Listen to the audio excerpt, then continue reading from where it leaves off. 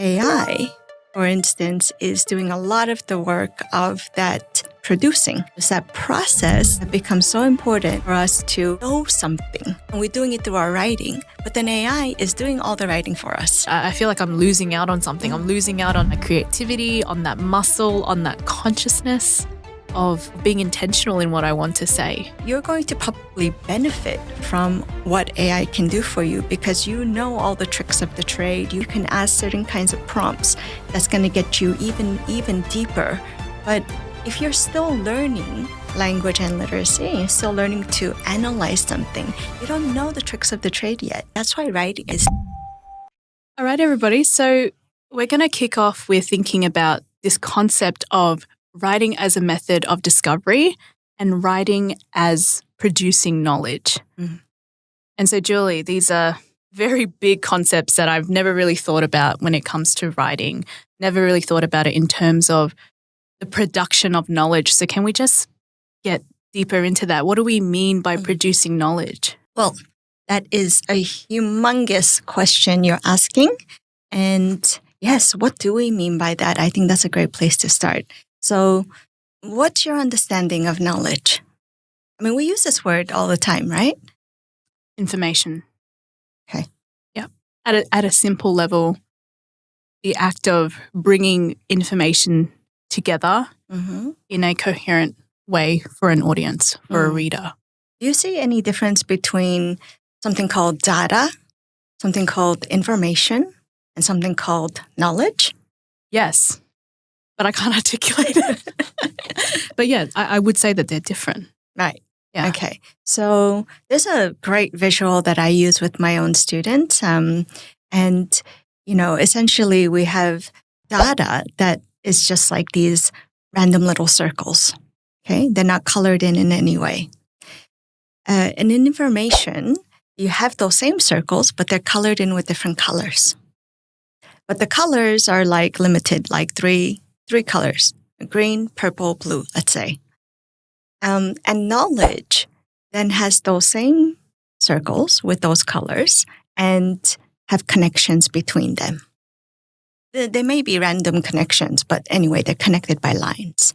What does that image tell you about the difference between data, information, and knowledge? For me, I can see knowledge as the connections are intentional. There are certain rules behind how it's connected and how somebody has made sense of that. Whereas information is a bit more discrete in that sense, but there's still a process behind information. Not to say that it's not synthesized and connected, but information seems a bit more categorical or just separate. Whereas data is just it's just there. It's just static. It's just a piece of information, I guess. But okay, so that's interesting. The categorical part tells me you think it's categorical because there are colors that kind of correspond. So maybe somebody has put those green random circles as within a particular kind of category. And then you have a purple one. Then you have a green one, a blue one, or whatever I said. So they're not exactly the same, are they? We might have some random bits of, let's say, information out there. Let's call that data. They may be categorized in certain ways, and let's call that information. And those things are then connected in a certain way. But the point is, all of us connect those things in different ways. So how is it that we are connecting those things? How do we do that? through rules, through an understanding of how it needs to be connected in a particular place or context, I guess. So tell me more about those rules. So let's say in academic writing, in a research paper, you have certain sections that have certain rules for how knowledge is produced. And so the literature aspect, I've always thought of it as, you just compile the literature. But I guess if you're producing knowledge, then how you stitch those pieces of literature together in order to make an argument and make a point about the gap in the field and for how in a research report, your research will fill that gap. That's knowledge. It's very different to just give me all the citations and let's dump it in, right? Is that the kind of rules? So you talked about a literature review, and a literature review has certain kinds of rules, certain kinds of things you need to do in a literature review. You've written papers and thesis yourself, and you've written about language as a resource. How do you know which bits of literature to bring together? How do you make those decisions? I would say you bring those decisions, you make those decisions around the information that you have, the concepts, but you have guiding principles like a research question and a problem and the significance of that problem. So all of that plays a huge part in how you make sense of other people's work and why that's relevant to you to bring it in. It's not just this person said this, I'm going to bring it in. It's how is that knowledge that is worthy of being focused on in my paper? So in your introduction, you'll have something like your research question and your problem, something that you're investigating and probably something that you want to argue. Okay, so that would then determine what pieces of information or knowledge that you're going to bring together, right, in order to produce that knowledge. So I think at the end of the day, I mean, we can talk about knowledge in a very philosophical way and all of that, but just for the purposes of what we're talking about in terms of academic writing and how writing produces knowledge, we can see that it's produced by the kinds of contexts, the genres that we have to write within. But then how does writing do that is our next question, isn't it? What do you think? Somebody wise once told me, aka Julie Choi, that writing is thinking, right? And so the process of writing, of putting information into sentences and then of connecting them with other parts of information to make that knowledge to meet the genre or the purpose of the report. The act of writing constrains you in order to think about what is your argument here? What are you trying to say? And how are you going to communicate that message? And I think for me, writing, when you backspace, when you delete, when you keep writing, it's actually through that process that you think, this is what I wanted to say, or this is what I meant when I first initially wrote that. You never get it right the first time, I don't think. There's always just writing, rewriting. Sometimes it feels like it's not going anywhere. And I hate that about writing. I think it can feel like, this is a first draft. Let me open another first draft. But as you said, no writing is wasted. So something that you said just now, it gave me this picture of the backspace, deleting, writing, rewriting. And I think you said the sentences, the two sentences that, come together. So in a sense, right, and then we talk about this in the book too, but writing has this linearity. We have to write one sentence, and the reason why we're backspacing is because maybe we think that word is not right or that sentence needs a different kind of construction, and we have to rewrite it, and then it flows into the next sentence and the next sentence. So it's got this linear format, and that linear format is supposed to take us somewhere. It can't just be like that forever. Even when you're writing a diary. You write with some sort of, I think, aim in mind. Like, this is going to end somewhere. And hopefully it's either going to enlighten me or it's just going to be something really therapeutic. And by the time I get there, I will know. Okay, it'll be anything. But the point being that when we're writing, right, because we have to keep pushing our thoughts forward.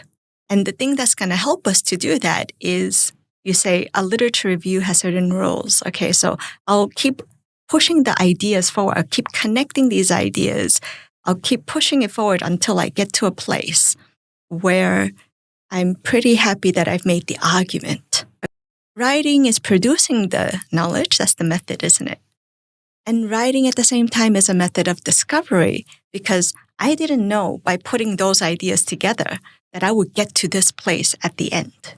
So Does that make sense in terms of writing as a method of discovery? How will I know what I'm thinking or what I want to say until I get there?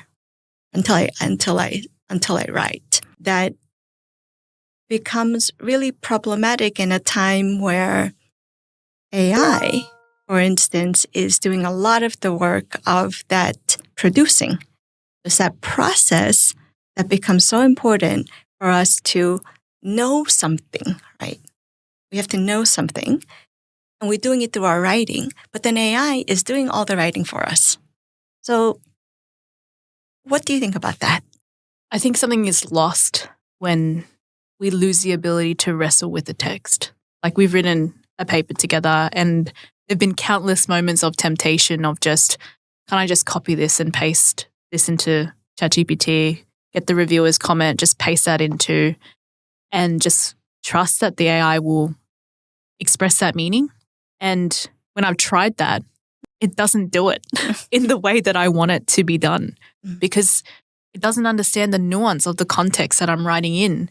And sure, it might have an understanding of writing a polished piece of research, but in terms of the meaning making of the argument of what I want to say, getting to the essence and the heart of what I want to focus on, it can get lost if I don't write, if I don't take care of that process myself, and if I just trust something else to do it and it doesn't do it, I feel like I'm losing out on something. I'm losing out on my creativity, on that muscle, on that consciousness of being intentional in what I want to say. I really love that you use the word muscle, because I almost, even from my own brain, I think about brain cells like connecting together. And I'm thinking, if I don't do that hard work myself, the brain cells are not coming together and it's not creating that new pathway for me. So when I will copy paste something from ChatGPT or whatever, it doesn't matter, and I stick it into something I'm doing, the next day somebody asked me about that thing, and because the brain cells haven't like stuck together, I can't remember what that thing was. How is that helping me in terms of being able to express myself? And how can I actually say those are my thoughts, right? I think that's the issue with AI doing all that work. And you use the word many times now, you're losing something from that process of thinking and struggling. And yeah, who wants to do that in this day and age when we're very overwhelmed with a bunch of things? But at the same time, we're losing that ability to think. And that's why writing is thinking. And that's why we're losing that ability to think. And I think maybe also in the past, some other people have talked about this as, when we used to do handwriting. So the hand and the brain are kind of connected, right? To not do any more handwriting, we're losing something too. Okay, so people have talked about those things like that.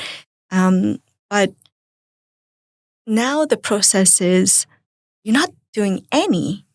When we're typing, we're still thinking, I think. It's a different kind of thing, probably. We're just not thinking at all.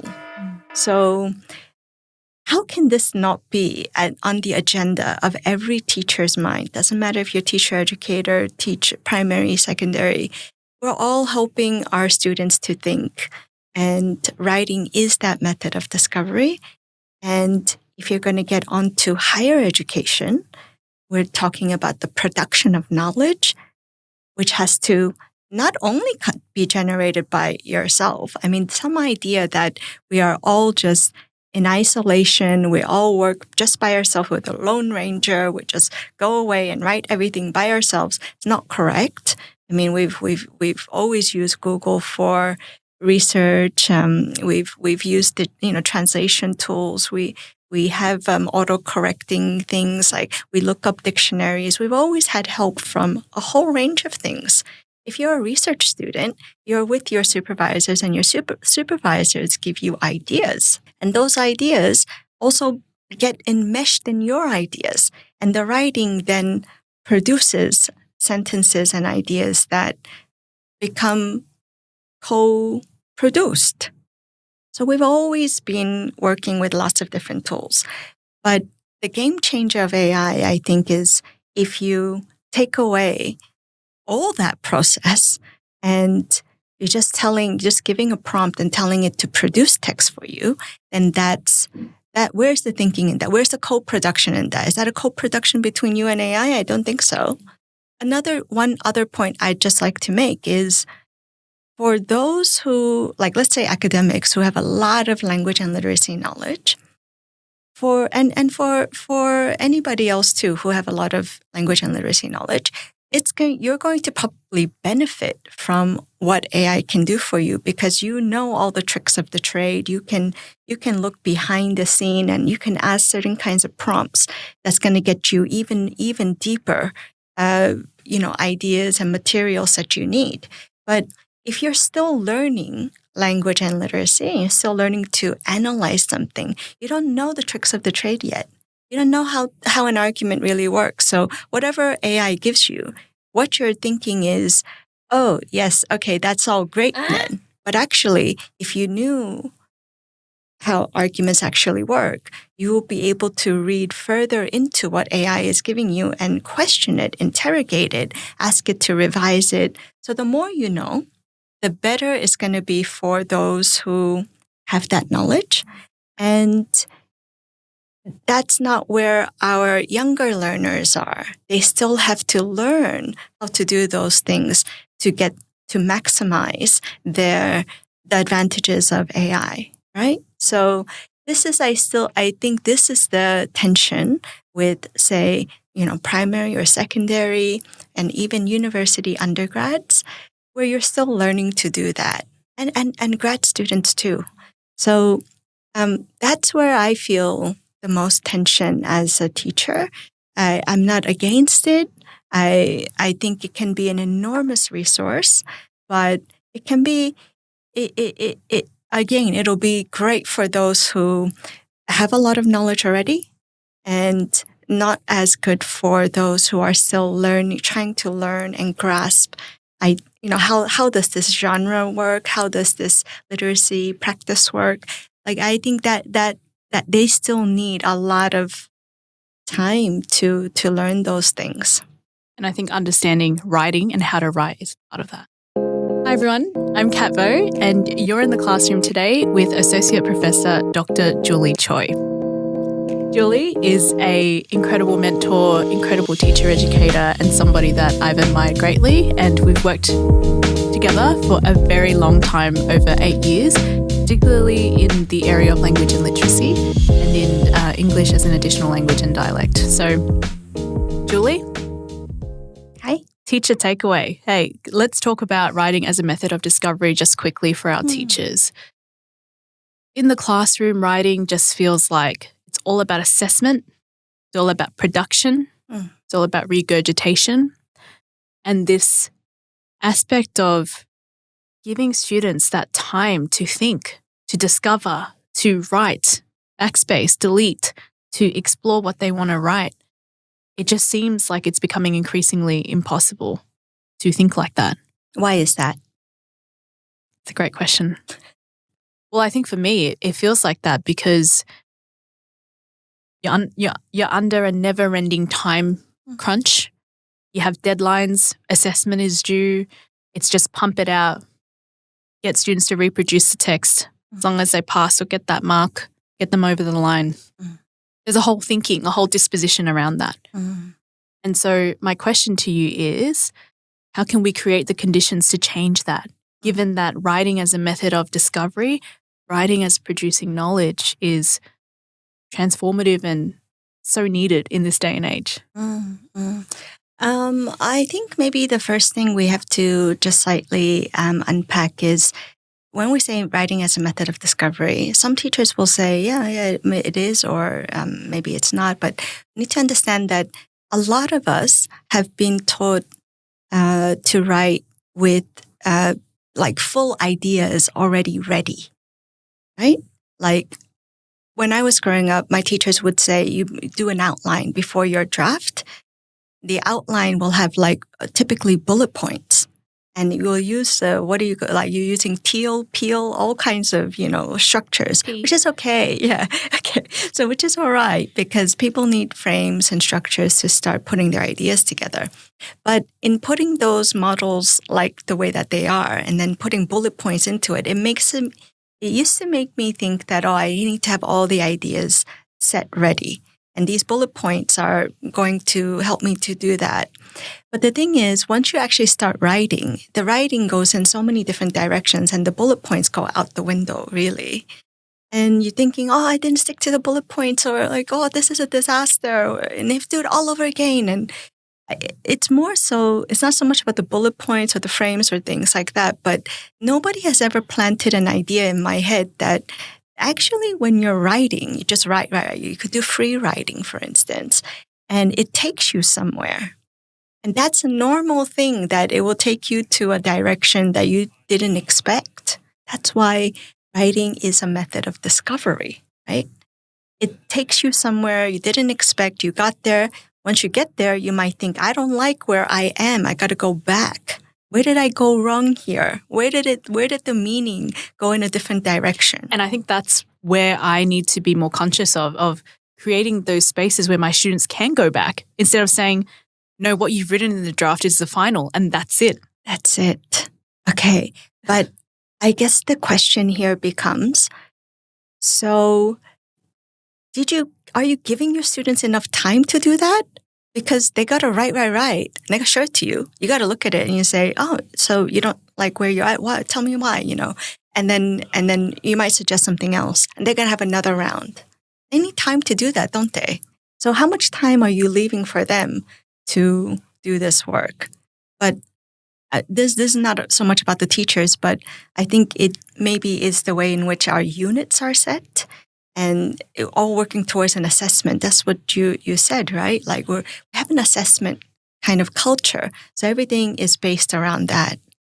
So the question is more about then how do we create the space within such tight assessment or unit, timelines? What you're the teacher, you tell me. What can we do? Well, I'm thinking now that it's not about, I think I was saying to you on the Uber on the way here, it's not about seeing it as an afterthought of, I've done this now. Now I need to go give 30 of my students individualized feedback to tackle every single part of their idea.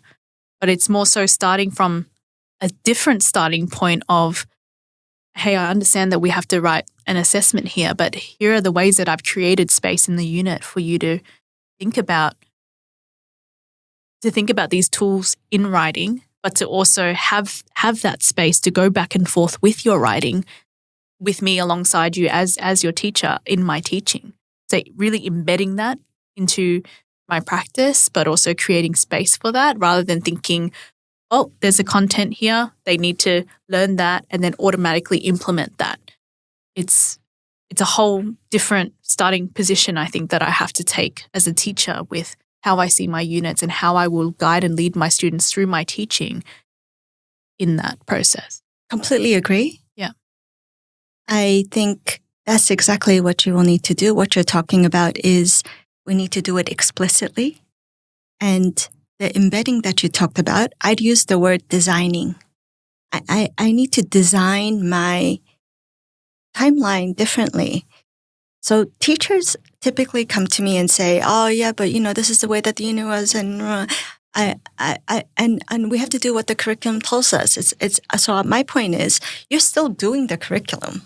You're not doing it, but you're doing it differently. So it's different work. It's not more work, but it could be more work if you have to have the time to design it in a different way, right? So you might need to set aside some more time to think about, okay, how am I going to teach this concept at this juncture in time, and how will I link it up with the content that I have to teach?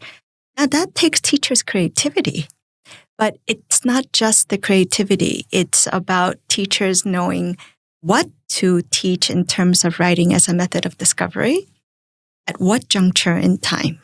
So you will need to have knowledge of that too. And I think part of the part of the thing that we need to help teachers with is what are the key things that you need to teach so that you could help your students to, when you give them feedback, they can actually go and revise things in a way where they're not completely dependent on you. You're trying to give them tools. Now, this is not a new thing at all.